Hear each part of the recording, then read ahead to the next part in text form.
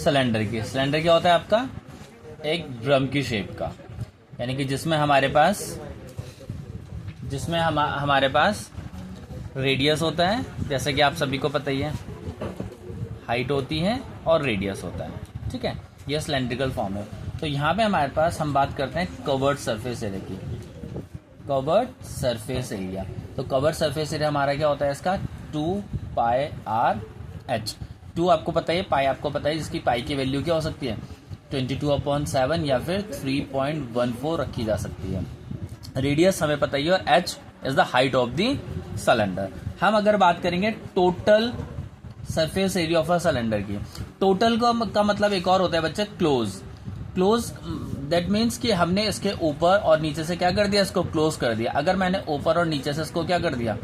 Close कर दिया, it means ऊपर एक सर्कुलर ढक्कन लग जाएगा और नीचे भी एक सर्कुलर ढक्कन लग जाएगा। तो जो एरिया ऑफ अ सर्कल होता है वो क्या होता है? πr², और इसका भी क्या हो जाएगा? πr²। तो यानी कि जो 2πrh है, इसमें मैं πr² और πr² दोनों को ऐड कर दूंगा। तो यहाँ पर क्या आ गया मेरे पास? 2πrh as it is plus πr² means 2πr²।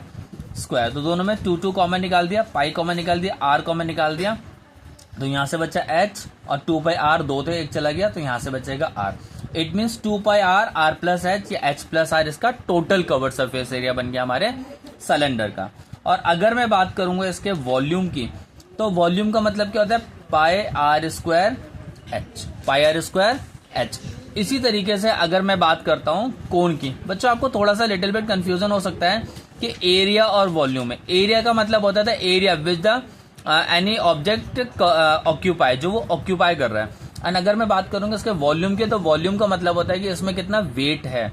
अगर मैं इसको पिघला करके कोन बना देता हूं, तो इन दोनों का एरिया तो बदल सकता है, लेकिन इन दोनों का वॉल्यूम नहीं बदले। क्योंकि अगर इसे मान लो लोहे का है, इसको मैंने पिघलाया, 1 किलो का है, पिघलाने के बाद कोन बना दिया उस पूरे से, ना कुछ ऐड करा ना कुछ माइनस करा, तो ये भी 1 किलो का ही होगा। तो वेट क्या हो जाएगा? दोनों का बराबर हो जाएगा, लेकिन एरिया इनका चेंज हो सकता है, ठीक है। मान लो कोई ग्लास है इस शेप का, वो मोटा है, ठीक है, मोटा मतलब ठीक है, उसके अंदर 1 लीटर पानी आता है, लेकिन जब पिघलाया मैंने तो उसे और मोटा बना दिया, तो अब हो सकता है कि उसके अंदर पानी कम आए, लेकिन उसका वॉल्यूम चेंज नहीं होगा। तो वॉल्यूम चेंज नहीं होता, किसी भी चीज को पिघला के कुछ और बनाया जाता है तो, लेकिन एरिया चेंज हो सकता है, हो ही जाता है जनरली, बहुत कम केसेस में नहीं होता है। तो अगर हम बात करेंगे कोन की, तो बच्चों कोन में हमारे पास क्या है? कोन में हमारे पास हम बात करते हैं इसके कवर्ड सरफेस एरिया की। तो यहाँ पे कोन में हमारे पास, इसको हम बोलते हैं हाइट, ये हमारा रेडियस जैसे कि आप जानते हैं, और इसको हम बोलते हैं एल, यानी कि स्लांट हाइट। इसको हम बोलते हैं स्लांट हाइट बच्चे, हाँ। तो स्लांट हाइट है हमारी। तो slant height covered surface area इसका होता है हमारे पास πr/l। और अगर हम बात करें टोटल, तो टोटल में क्या होता है? फिर वही πr/l, और टोटल का मतलब क्या होता है? क्लोज। इट मीन्स मैंने इसको नीचे से क्या कर दिया? कवर कर दिया मैंने इसको नीचे से। तो अगर मैंने इसको नीचे से कवर करा तो πr/l, और जो इसका एरिया होता है सर्कल का, क्योंकि सर्कुलर पार्ट से तो कवर होगा वो, तो πr²। तो यहाँ से πr कॉमन आए, यहाँ से बच्चा l, और यहाँ से r 2 थे, एक बाहर आ गया तो बचेगा r। तो πr/l प्लस r इसका क्लोज, यानी कि total covered surface area of a cone हो गया। अगर मैं बात करूंगा इसके वॉल्यूम की, तो वॉल्यूम होता है इसका 1/3 πr²h, 1/3 πr²h। सिलेंडर का वॉल्यूम था πr², लेकिन आप देखोगे कि जो कोन है इसका 1/3 पार्ट है। अगर मैं इसमें बनाऊंगा तो 1, 2, 3 पार्ट आएंगे, तो ये इसका 1/3 पार्ट होता है सिलेंडर का, तो 1/3 πr²h। सिलेंड्रिकल शेप आपको पता चल गई, इसमें आर एच होता है, एल का कोई मतलब नहीं है, लेकिन यहाँ पे एल होता है। और बहुत बार केसेस में यहाँ पे एल नहीं दिया होता, तो हमारे पास एल का फॉर्मूला है, हम पाइथागोरस थ्योरम यूज कर सकते हैं। ये एक ट्रायंगल बना है ना आपके पास, तो इट्स अ 90 डिग्री, ये 90 डिग्री है आपके पास।